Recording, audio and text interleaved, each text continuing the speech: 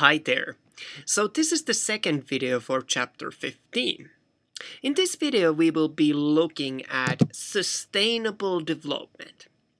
So to answer this question of whether development can ever be sustainable, let's start by breaking down what these terms mean again. In this context, we can consider development as all the things we do to improve people's lives. And sustainability, of course, was all about doing this with maintaining the ability to do so now, but in the future too. So you might see a conflict here. Some people argue that we are consuming the Earth's resources with our current population numbers, let alone the predicted growth and economy.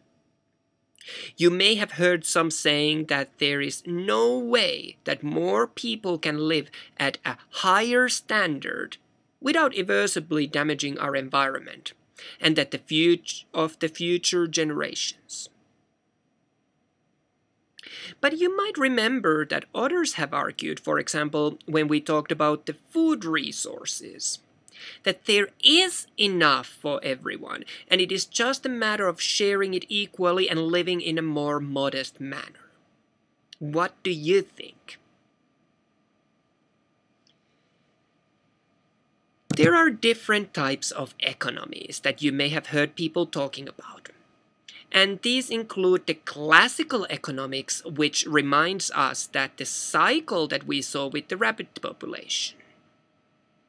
As populations grow, the resources become more and more harder to get, which reduces quality of life and increases competition, and eventually results in the population numbers falling again.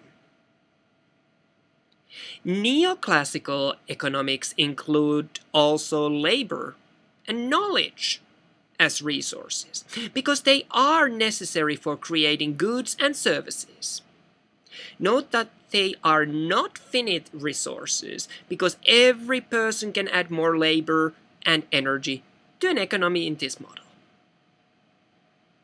Something known as natural resource economics would be extension of the previous to also include natural resources as important absorbers of waste or byproducts, as well as vital sources of raw materials. In this view, natural resources would be considered more numerous and cheaper than those that are man-made or built. And then we have environmental economics, which also treat natural resources as part of our economy, therefore being an important consideration in our economic calculations. In this model, ecological functions such as soil filtering, purifying the wastewater, plants cleaning air pollution, freshwater sources providing usable household water, the vegetation carrying out photosynthesis, and so on, are known as ecological services. Here we have just a hand with money, just because I wanted to brighten up this slide a bit. So let's talk briefly about renewable and non-renewable resources. These I think you should be familiar with already from our earlier chapters, right? Well, let me ask, are polar bears renewable or non-renewable? Of course, polar bears, like other living organisms, are renewable resources, but they have to be managed correctly. Renewable resources reproduce themselves indefinitely. However, we can overharvest or, for example, cause habitat destruction, after which once they are lost, they cannot be replaced again.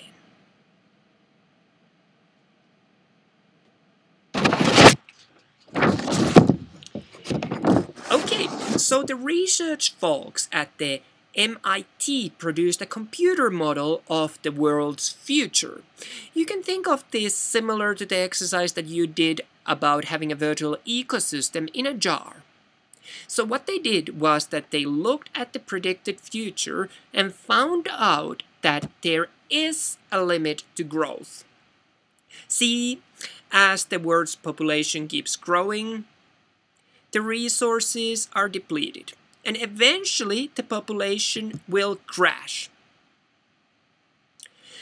Note that the pollution keeps climbing well after other factors, such as industry's output, food supplies, and of course population have plummeted. Now that would be a problem, wouldn't it? Okay, finally I wanted to introduce you to some green companies. These businesses try to produce environmentally and socially sustainable products. Some, but by no means this list is not including every possible one, include Tea Body Shop, Patagonia, Aveda, Malden Mills, and Johnson & Johnson. It is nice to see that these companies see a value in operating in a way that results in producing sustainable goods. So, that's the end of our second part and all of chapter 15. I hope you have enjoyed these videos. See you in chapter 16 videos.